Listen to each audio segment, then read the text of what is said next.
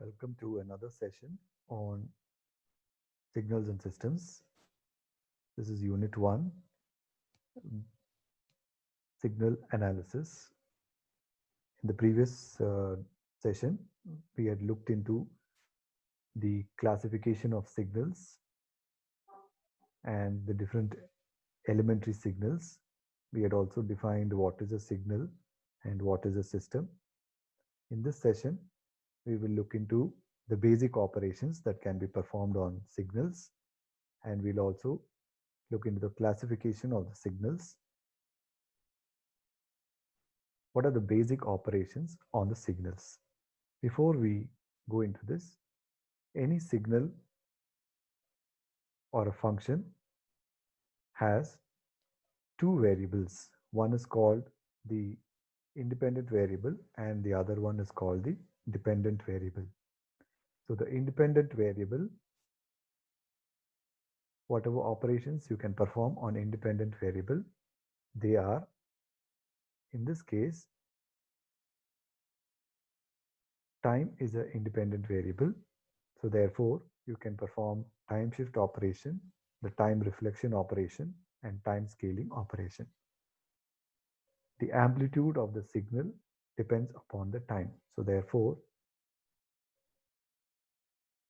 the amplitude of the signal value is the dependent variable. So you can perform the addition of the signals. The amplitude can be added, can be multiplied. You can perform differentiation. You can perform integration. So let us look at what is the time shift operation. So first we will consider all the operations on the independent variable. This can be mathematically defined as y of t is equal to x of t minus capital T. Here x of t is the input and y of t is the output. So what is the operation of the system is this minus capital T. So that means if I give x of t as an input to a system, so that system, what system is that? That is a time shifting system. So that system will perform the time delay shown here. So x of t minus t is a time delay. If you say x of t plus capital T, we call that as time advance. So time shifting can be time delay or time advance. Let us see what that means.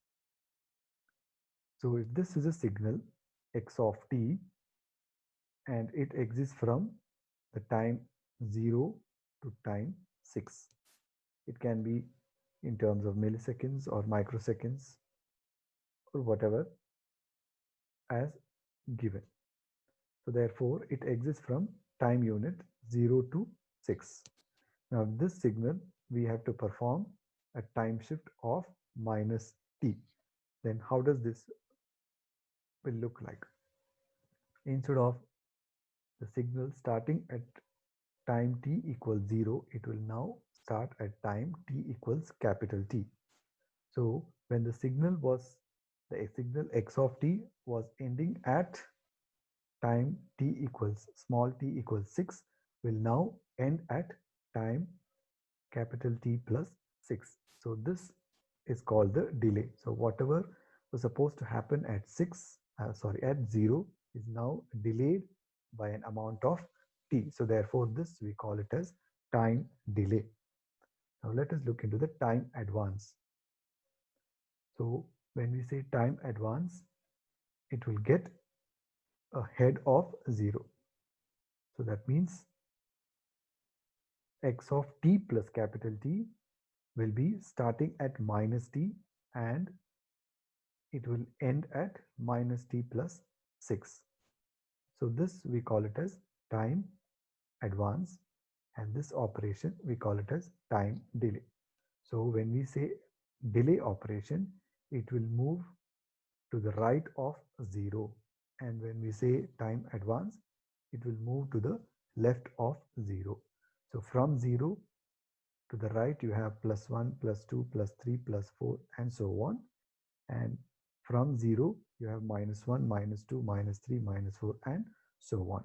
So when we say advance, so the minus 1, for example, if you consider x of t minus of minus 1 becomes plus. So that is why we get a plus here. So x of t plus capital T is an advance in time, whereas x of t minus capital T is a delay in time. So t here is a arbitrary value. T can be any value, 1, 2, or since this is a continuous time signal, it can even be some fractional value. So this is time shifting operation. Next, let us look into the time reversal operation. So mathematically, you can define this as y of t is equal to x of minus t. So the time t is reflected or reversed. For example, if this is x of t, which exists from 0 to 2, the signal exists from 0 to 2. So this is the origin, from origin to 2. When you say x of minus t, it will exist from minus t to minus 2 to 0. So this is the output signal x of minus t. Y of t is equal to x of minus t. The next operation is the time scaling operation. So this can be mathematically denoted as y of t is equal to x of at, where a is called the scaling factor. So if a is greater than 1, the signal will get compressed. If a is less than 1, the signal will get expanded. Now let us look at this example. This is x of t, which exists from minus 2 to plus 2. So it exists for 4 time units, that is starting at minus 2 and ending at 0. So this is your x of t. Now let us look at the scaling x of 2t. And as I said, a value here is 2, so it is greater than 1. So x of 2t, as I said, when a is greater than 1, it will compress the signal. So therefore, the signal x of t, which existed from minus 2 to plus 2, has now been compressed between the time limit minus 1 to plus 1. So this is x of 2t. Next, x of t by 2. Now in this signal, a value is half, so therefore it is less than 1, so the signal will get expanded. So the signal which was between minus 2 to plus 2 originally now exists between minus 4 and plus 4. So this is time scaling operation, and if a is greater than 1, the signal will get compressed. If a is less than 1, the signal will get expanded. Let us look into the discrete case.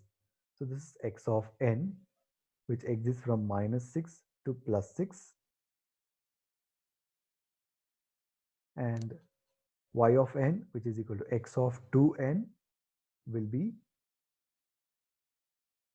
existing from minus 3 to plus 3, and all the in between.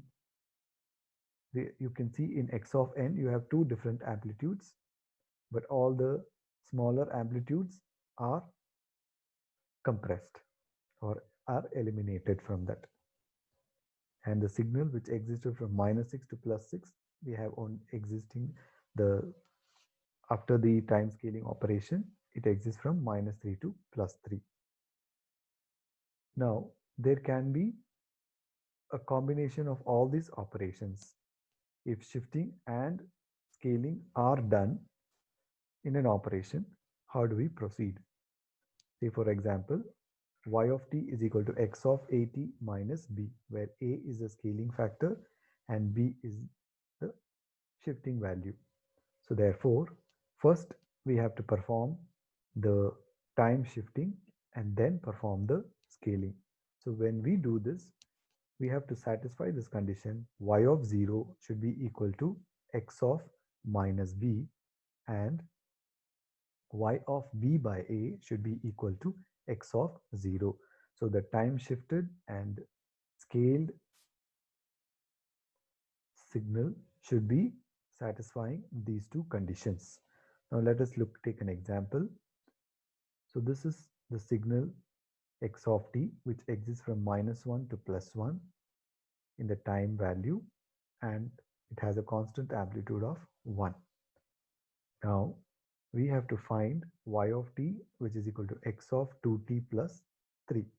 So here it is scaled by a value of 2 and it is shifted by a value of 3. So first, as I said, first we have to perform the time shifting operation, then we have to perform the time scaling operation. So we will find an intermediate signal v of t. First we will perform the shifting operation. As we can see, it is x of t plus 3. For now we will ignore the scaling value of 2, so we will consider only the shifting value. So therefore it is x of t plus 3. So the intermediate signal is v of t, which is equal to x of t plus 3. So t plus 3 is a time advance, so therefore the signal will get shifted. The 0 point will get shifted by 3 units. So from the 0, you have to shift that 0 point by 3 units to the left. So therefore, the point that was coinciding at t equals 0 now gets shifted to t equals plus 3. T equals minus 3. So that is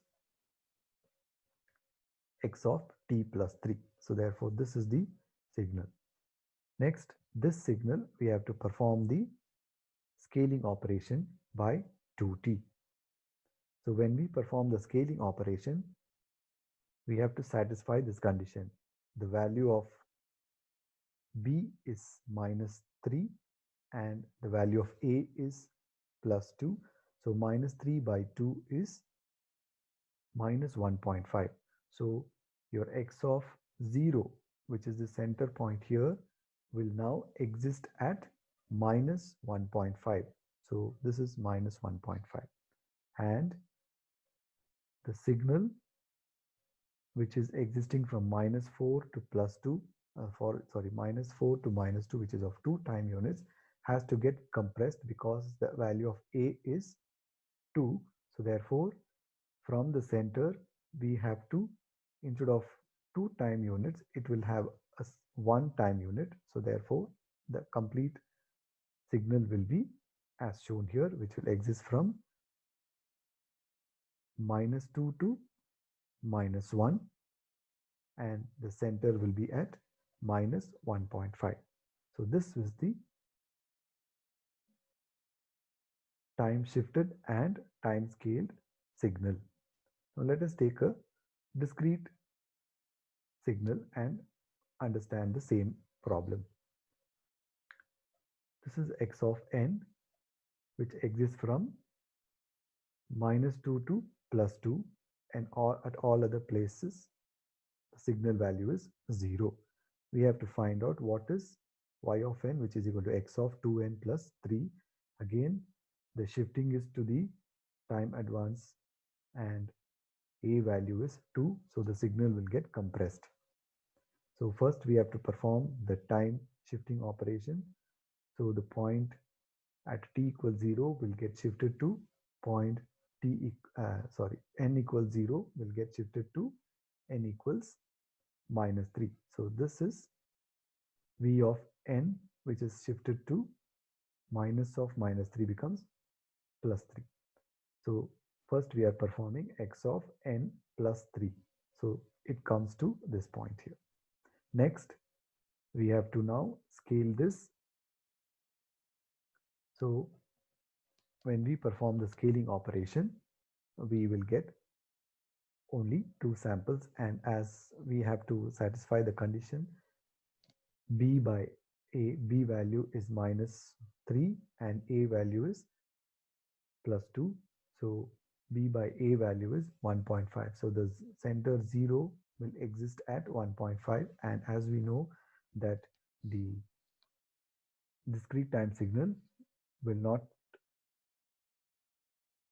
take the fractional values. So therefore, anyway, that point was 0. So here it is shown as 0. This is how we perform the multiple basic operations. That means it has both the time shifting as well as time scaling operation. An alternate way of doing this, especially the discrete time signal, is without even calculating the V of n, which is the intermediate signal, we can directly calculate Y of n by putting the different values of n here. That is another exercise. We can take it up. Next, let us look at the different signal operations that you can perform on the dependent variable, which is the amplitude of the signal, x of n for a discrete time signal and x of t for a continuous time signal. First is the amplitude scaling. Y of t is equal to A into x of t. So A is the amplitude and A is a scaling factor. If A is less than 1, the signal amplitude will be reduced. If A is greater than 1, the signal amplitude will be increased. So this is x of t when we perform x of 2t, where x of t existed between the amplitude +1 and -1. Y of t is equal to 2 into x of t will now exist between the amplitude +2 and -2. Next operation is the signal addition operation. If this is x1 of t and this is x2 of t, for example, we have to find out what is x1 of t plus x2 of t. So this is the addition of this signal x1 of t plus x2 of t. So x1 of t we will break this into different intervals. See, between 0 and 1, we have a constant amplitude in x1 of t. Here it's a ramp signal, and this is nothing but the step signal. And between the time units 1 and 3, we have a constant amplitude of 1. That is another unit step signal here. Here it is a constant amplitude, and here at between the time units 3 and 4, it is again a constant amplitude, whereas here it is a negative ramp or the falling ramp. This is a rising ramp and this is the falling ramp. So when we add a step with the ramp, we will get the ramp on the step.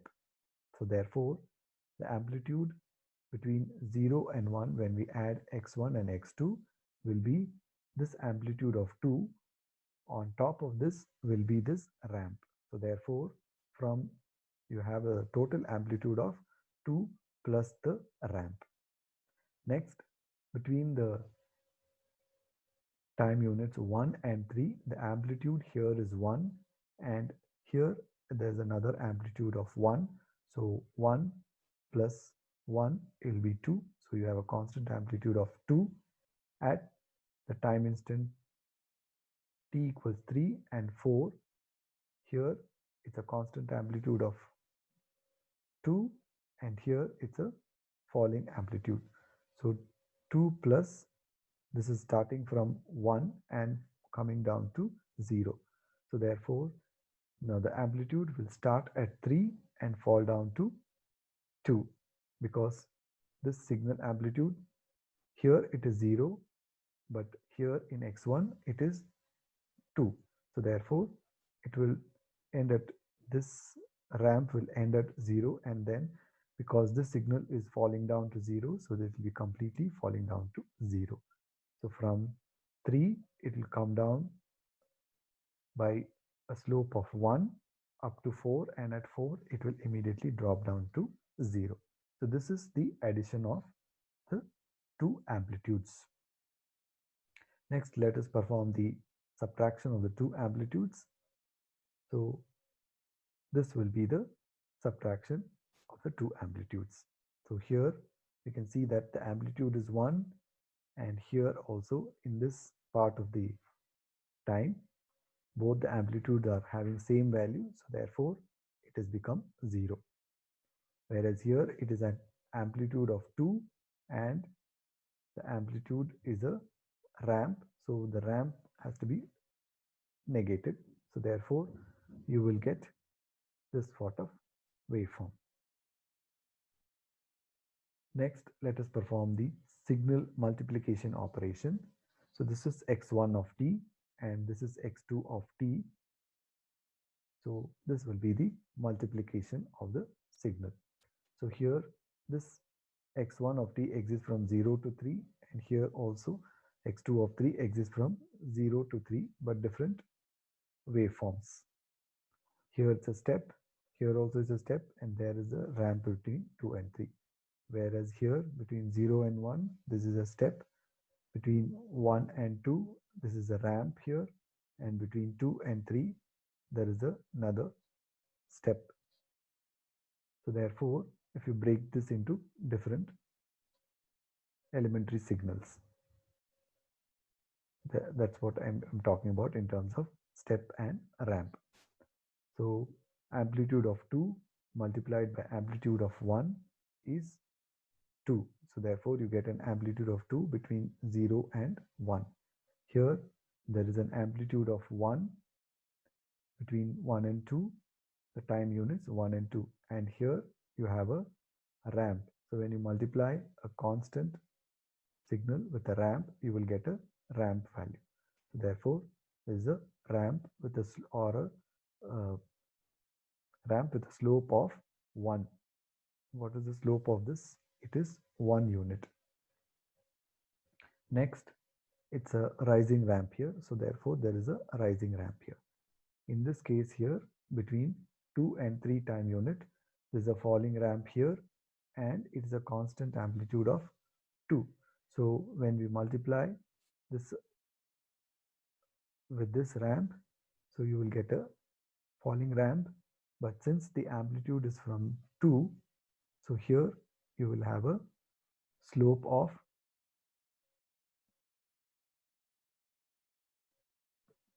-2 because it is falling from plus 2 to 0 here. So therefore this will be the slope. Next, we can also perform the differentiation and integration. So as we remember from the network analysis, V of t is a voltage is equal to L, which is the inductance, into d of it by dt, where I of t is the current. So this is the differentiation. Here I of t is the independent is the amplitude, t is the independent variable, I of t is the dependent variable.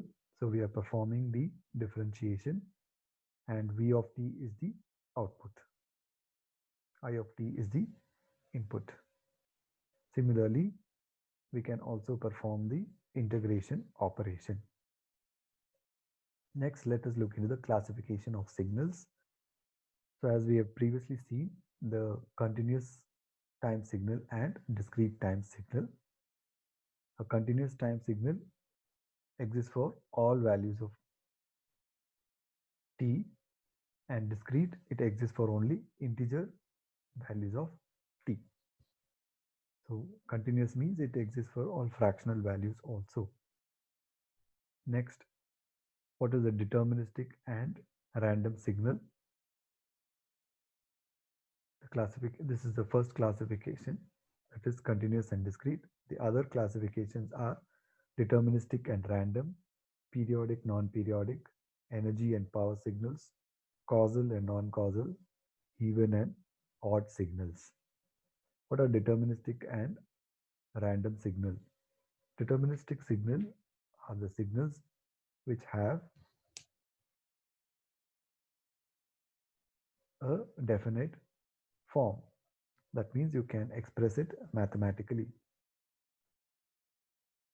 and there is no uncertainty about its magnitude and phase. So such a signal we call it as a deterministic signal. Example, a cosine wave or a sine wave are the examples.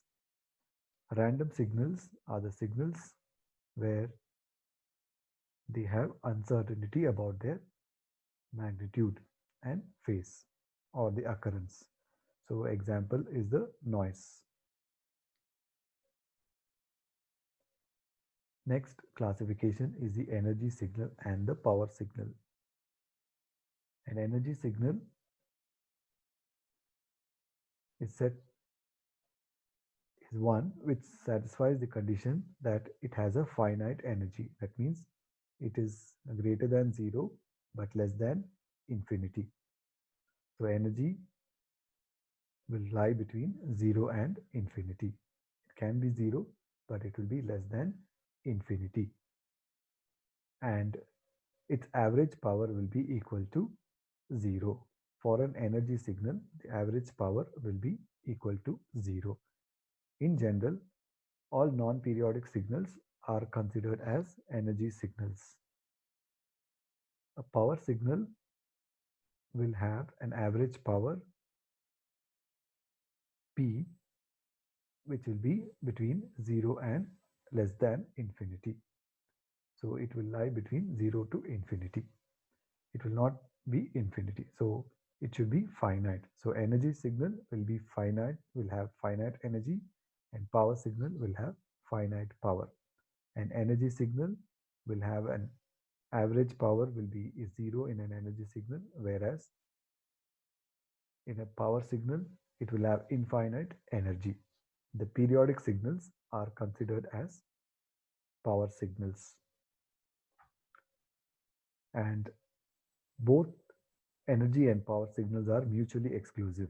That means they, if a signal is energy signal, it cannot be a power signal. If a signal is a power signal, it cannot be an energy signal. And there are some signals which are neither energy signals nor power signals. Next, we will look into what is the other classification, that is the causal and non-causal. So what is this causal? Causal is basically what caused this output.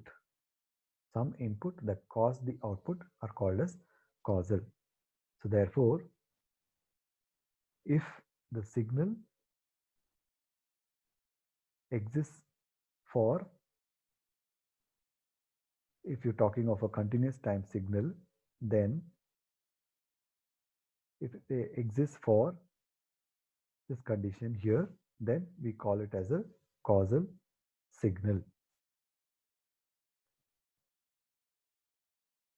So a causal signal will exist for t less than 0. So that means a causal signal will depend on the past values. It should not depend upon the future values. As I said, t greater than 0 will become future values. Therefore, the causal signal will depend on the past. Next is a periodic and non-periodic signal. A signal is said to be periodic if it repeats after a regular interval. Otherwise, it is non-periodic. What are even and odd signals? For a continuous time signal, x of t will be equal to minus x of minus t, and for a discrete time signal, x of n will be equal to x of minus n. So this is called as an even signal. Example, This is an even signal, x of t. So you can see from 0 to this part of the graph is the same when we consider here. So when we simply fold it, that means you take x of t and fold it along the 0 line, that is this y-axis. So this waveform will go and sit on this part of the waveform. So therefore we call it as x of t is equal to x of minus t. So this we call it as an even signal. Example is a cosine waveform. When x of minus t is equal to minus x of t for a continuous time signal, and x of minus n is equal to minus x of n for a discrete time signal, we call this as a odd signal. Example is a sinusoidal waveform. So sine is an odd signal. So this is x of t, and so x of minus t is for the this part, this side of the, that means for all the minus t, it will be this amplitude is positive here, whereas here it is negative. If you consider here the amplitude is positive, here also it is positive. So therefore x of t is equal to x of minus t, whereas here x of t is equal to minus of x of minus t. So therefore this is what we call it as a odd signal. Again here this amplitude is negative and this amplitude is positive. So therefore we call this as odd signal. So this is how we call it as even and odd signal. So we have a derivation how to find the even and odd components. So x of the even component of a signal x of t can be found by this formula. Xe of t is equal to half of x of t plus x of minus t, and the odd part of the signal is calculated by half of x of t minus x of minus t. Similarly, for the discrete time sequence, you can find the even and odd component of any signal x of n by using these two formulas. So therefore, we have to we see that the product of two even or two odd signals is an even signal, and the product of an even and odd signal is always an odd signal. Any signal need not be purely even or purely odd, but every signal can be decomposed into sum of even and odd parts. That is what is the conclusion from this formulas. So far we have seen the signal analysis under these topics: the classification of signals, elementary signals, basic operations on signals, and classification of signals. In the next, we will look into the vector analysis of signals. Thank you.